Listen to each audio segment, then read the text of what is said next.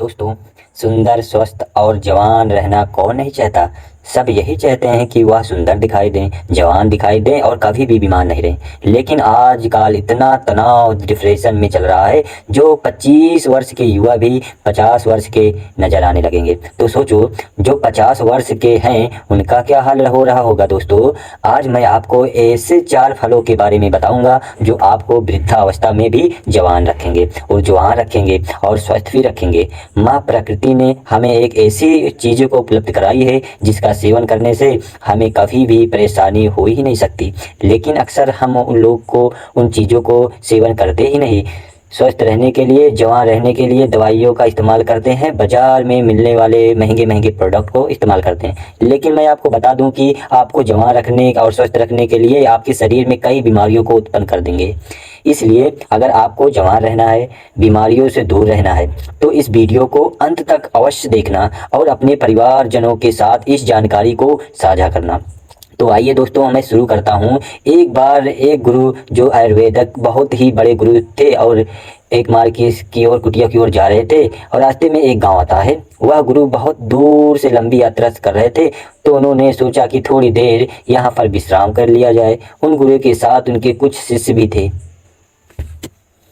जैसे ही वह गुरु एक वृक्ष के नीचे विश्राम करने लगे, तो उन्हें देखकर वहां पर कई लोग की भीड़ जमा हो गई। सभी ने उन गुरु को प्रणाम किया और उनसे कहा कि आप बहुत ही बड़े आत्मज्ञानी हैं। हमने आपके बारे में तो कई चर्चाएं सुनी हैं, कृपया आप हमें थोड़ा सा ज्ञान प्रदान करें। सभी लोगों की बात सुनकर गुरु मुस्कुराए और बोले, बताओ आप लोगों की क्या समस्या है।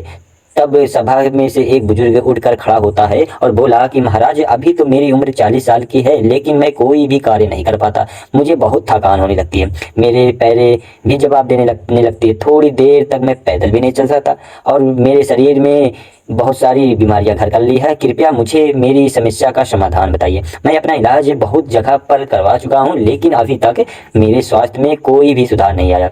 अभी मेरा जीवन बहुत लंबा है, अगर मैं ऐसी ही अवस्था में रहूंगा तो मैं बहुत ही जल्दी मृत्यु का प्राप्त हो जाऊंगा।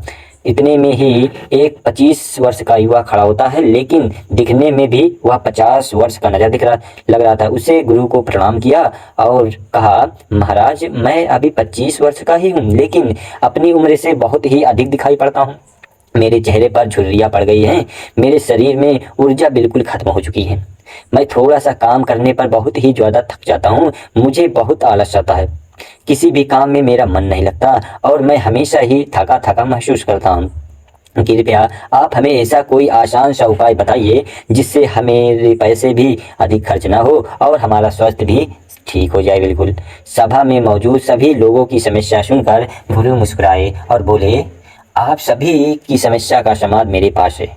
इसमें आपके ज़्यादा पैसा भी खर्च नहीं होगा और आपको ये चीज़ें नुकसान भी नहीं की करेगी। और गुरु ने नुकसान के बारे में बताया तो सभी लोग देखकर या सुनकर खुश हो गए। और तो गुरु ने बताया कि उन सभी लोगों से कहते हैं कि आज मैं आपको 4 ऐसे फलों के बारे में बताने वाला हूँ जो हर एक इंसान को ज़रूर खाने चाहिए, खासकर जिनकी उम्र 50 के पार हो चुकी है, क्योंकि इन फलों का रोजाना सेवन करने से आपको स्वास्थ्य में संबंधित कोई परेशानी भी नहीं होगी, आपको कभी भी बीमारी नहीं होगी, आप हमेशा जवान, स्वस्थ और तंदुरुस्त रहेंगे।